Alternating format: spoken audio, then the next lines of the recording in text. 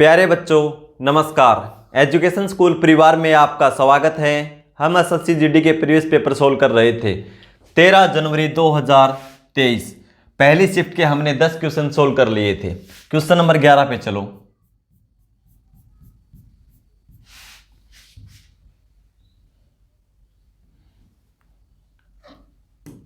Question number 11 देखो।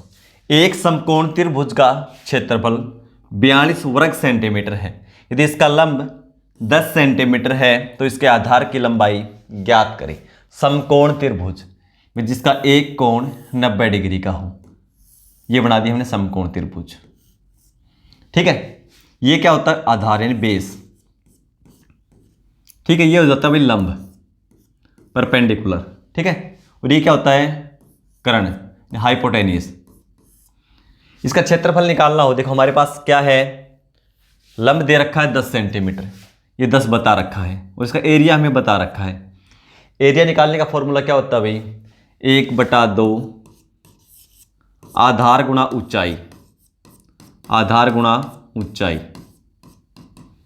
ठीक है, तो 1/2 आधार हमें निकालना है, यानी बेस, बी लिख लो।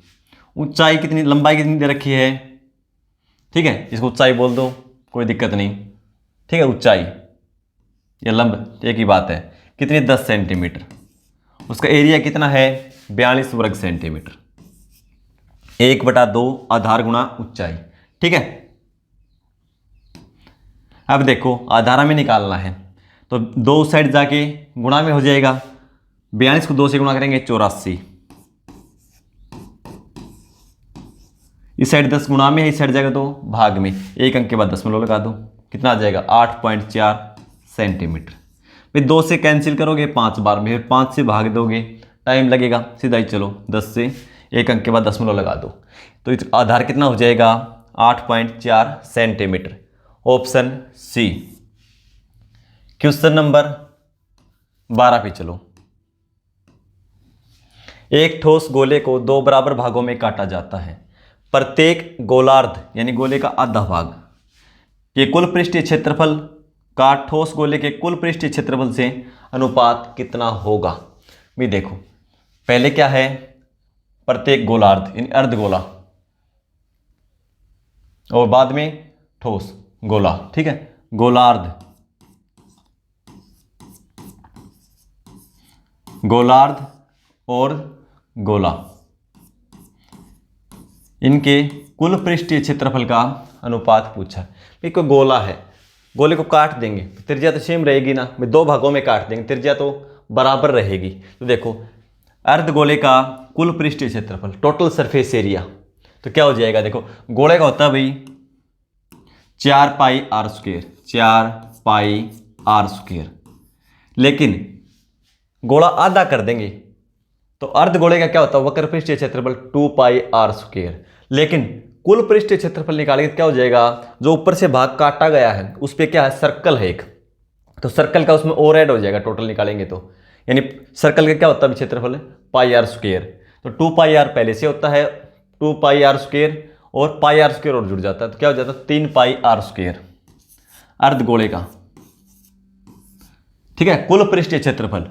और वक्र पृष्ठीय क्षेत्रफल यानी करोड़ सरफेस एरिया निकालते हैं तो 2πr² और टोटल निकालते हैं तो 3πr²। इनका रेशियो कर दो, πr² से πr² कैंसिल हो जाएगा, क्योंकि r तो दोनों में सेम रहेगी ना काटने के बाद भी। तो क्या जाएगा? 3:4। ऑप्शन सी हो जाएगा। Question number 13।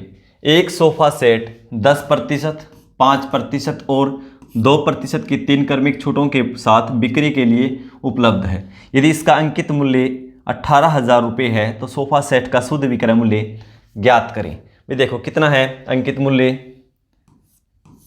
18,000 रुपये। पहला डिस्काउंट कितना है? 10%। ये अपने आप में 100% है, 10% कम कर देंगे तो 90% इसकी वैल्यू हो जाएगी। 90% को हम लिखेंगे 9/10। दूसरा डिस्काउंट 5%, ये अपने आप में अब 100%, 5 कम कर देंगे 95%। 95% को हम लिखेंगे 19/20। 95/100 5 से मैंने पहले कैंसिल कर दिया। ये वैल्यू जो है अपना आप में 100% है। फिर अब क्या करेंगे, 2% और कम कर देंगे। 100 में से 2 घटाएंगे 98%। 98% को हम क्या लिखेंगे, 98/100, 2 से कैंसिल करके लिखेंगे पहले 49/50। इसको सोल्व कर दो, हमारा आंसर आ जाएगा। ठीक है, तो देखो कितनी जीरो, 3, 1 2 3 कैंसिल कर दो। अब 2 और 5 बच गया, 2 से कैंसिल हो जाएगा लेकिन 5 से नहीं होगा, तो 2 से भी मत करो क्योंकि नीचे क्या होगा, 5 गुणा 2 10, जो भी ऊपर गुणा आए एक अंक के बाद दशमलव लगा दो। ठीक है, 2 से कैंसिल करो फिर 5 से भाग देना पड़ेगा, तो इससे अच्छा क्या है, ऊपर वाले की गुणा कर दो। कैसे करेंगे, तो देखो 19 गुणा 9 कर लो, कितना हो जाएगा 171। इन दोनों की कर लो, 18 से गुणा करेंगे 49 को, 18 में 162, कितना बचेगा 16, 18 के 72 और 16 88, और ये कितना 171 से गुणा कर दो। जो भी गुणनफल आए एक अंक के बाद दशमलव लगा दो, या पहले लगा के रख लो, कोई दिक्कत नहीं है। ठीक है, कितना हो जाएगा, 1 से करेंगे 882, फिर 7 दूनी 14, 1 56 और 1 57, 5 56 और 5 61। अब वैसे हमारा काम चल जाएगा। कैसे चल जाएगा भाई, देखो दशमलव के बाद देखो यहाँ पहला अंक 4, यहाँ 2, यहाँ 0, यहाँ 0। ठीक है, तो देखो क्या आएगा, 8 और 4 12, इधर 2 आएगा, फिर दशमलव लगेगी, 8 और 4 12, पहला अंक क्या है 2, देखो तो 2 सिर्फ इसी ऑप्शन में है, लेकिन चाहो तो पूरा करके देख सकते हो। यह कितना आ जाएगा 882। समय की कमी हो तो कर सकते हैं ऐसा, 2 8 और 4 12, 15 17 और 1 18, 9 और 1 10, 14 और 1 15, 15,082.2 रुपये। ठीक है, चाहते तो हमारा यहाँ से काम चल जाता है इतने से ही, क्योंकि हम 2 अंक निकाल सकते हैं। तो 2 अंक देखो, ये 2 है दशमलव के बाद, ये अंक क्या है 2, तो 2 यहाँ पे आ गए, एक ही ऑप्शन में था। ठीक है, ऑप्शन सी हो जाएगा।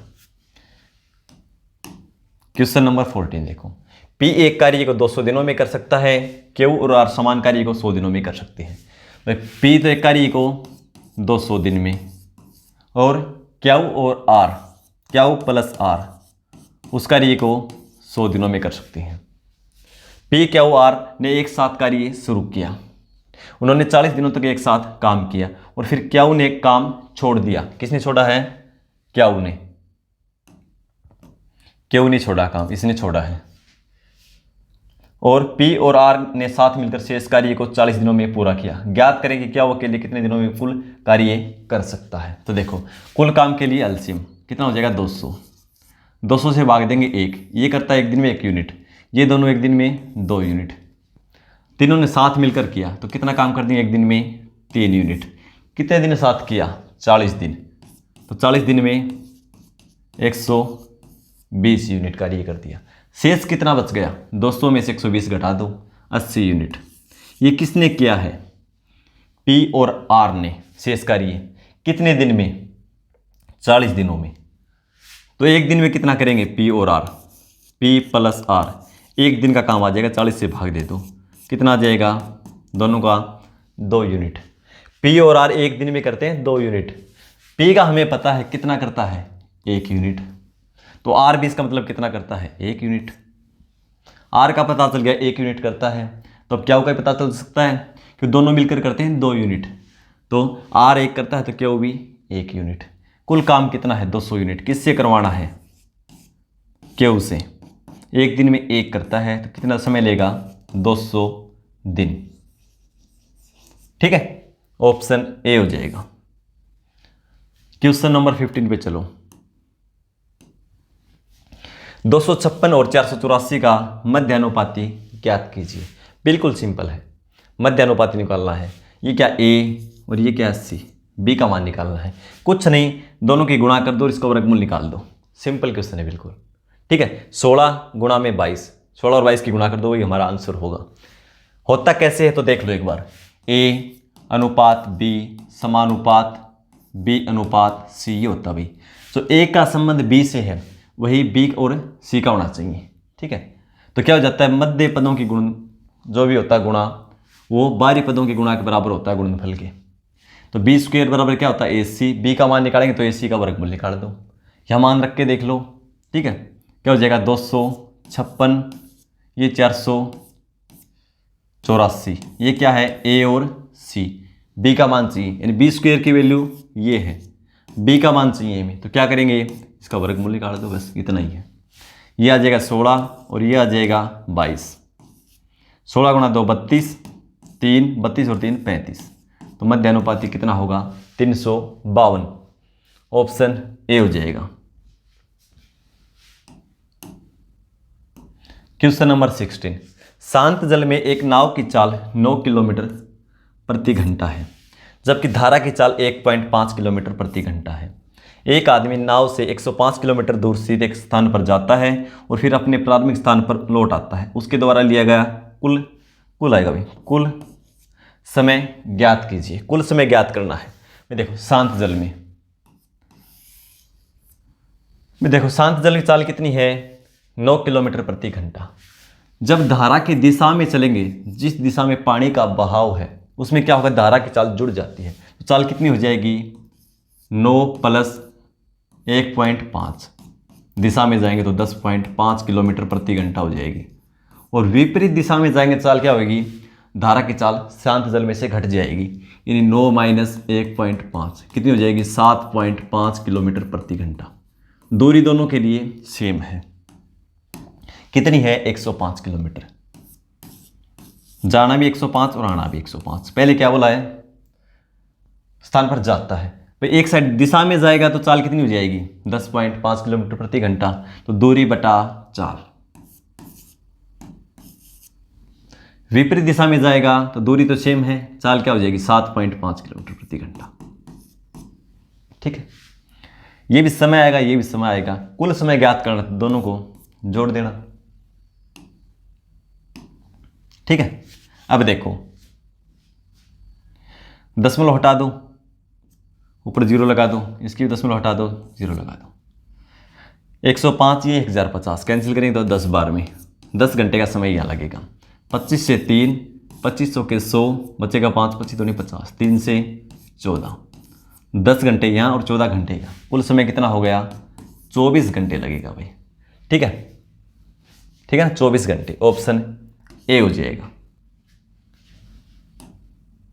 क्वेश्चन नंबर 17 पे चलो। ए और बी किसी कार्य को 18 दिन और 12 दिन में पूरा कर सकते हैं।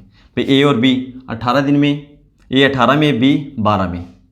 काम पूरा होने तक वे बारी बारी से एक एक दिन काम करते हैं। पहले दिन ए से शुरू करते हुए कार्य को पूरा करने में ए और बी को कितना समय लगेगा, दिनों में बताना भाई। ए और बी, दो व्यक्ति हैं ए और बी। ए करता है 18 दिन में, बी 12 दिन में। सबसे पहले कुल काम, उसके लिए एलसीएम कितना हो जाएगा 18 और 12 का एलसीएम 36। 18 से भाग देंगे, एक दिन में 2 यूनिट और ये 3 यूनिट। तो पहले दिन ए काम करेगा, कितना करेगा 2 यूनिट। दूसरे दिन बी करेगा 3 यूनिट। तीसरे दिन ए करेगा, चौथे दिन बी, इस तरह करते रहेंगे। तो देखो पहला दिन दूसरा दिन, कुल समय कितना हो गया, या तो लिखो समय या दिन लिख लो, दिन और यहाँ लिख लो कार्य। में 1 और 1 2 दिन लगे और कार्य कितना होगा 2 और 3 5 यूनिट। हमें कितना करवाना 36, इसके आसपास लेकर चलो।